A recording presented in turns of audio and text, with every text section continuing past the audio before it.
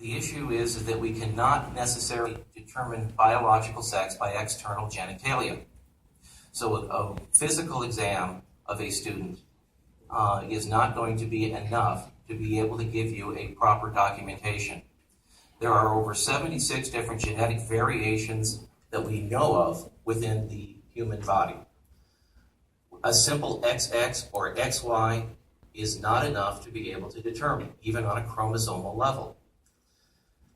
Second, segregation is not equal.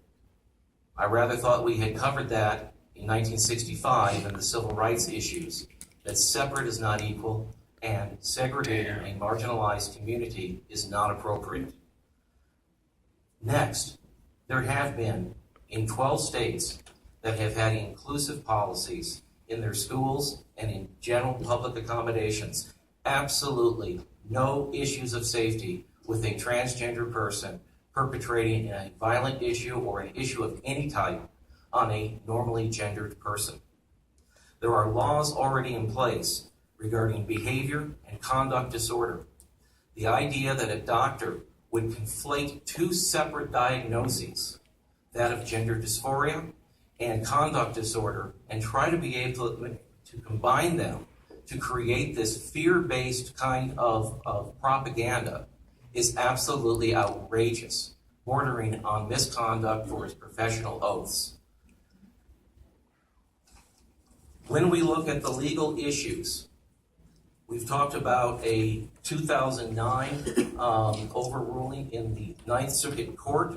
We have looked at a issue out of Pennsylvania that is not covered under our federal jurisdiction.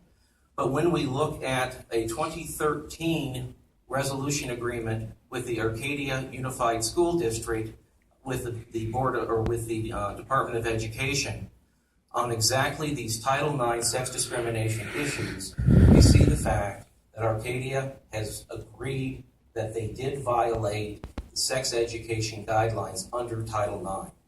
We also look at a defining memo that was published by the Department of Education on December 1st, 2014, that specifically says that transgender students are covered under Title IX, that sex discrimination against them can be ruled if you are deciding against them based on their perceived gender identity. There are no special rights that are being asked in the Washoe County School District of transgender children. There are no special rights that are being asked in Clark County. There are only equal rights. Equal means equal. It does not mean separated. It does not mean segregated. The accusations that Washoe County passed inappropriate bills without due disclosure are completely and totally false. The board did vote on the appropriate policy enacted appropriately by the superintendent. There was full disclosure.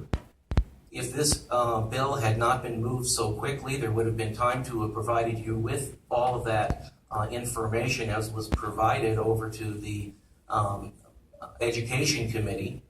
But with the short notice that we've had, there has not been time to present you with the absolute facts of the public notice. So the entire issues that are predicated here by the proponents of this bill do not have any firm foundation.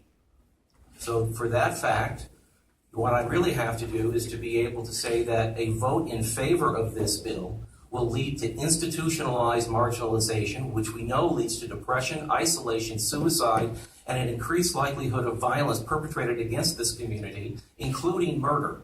The blood of innocent children affected by this act will be on the hands of anyone who votes to pass this bill. This proposed bill is driven by nothing but hate, coming from unjustified fear, and if adopted, sets a dangerous precedent for how we treat the humanity of all of the people in Nevada. If you truly care for the people of Nevada, vote no on this bill.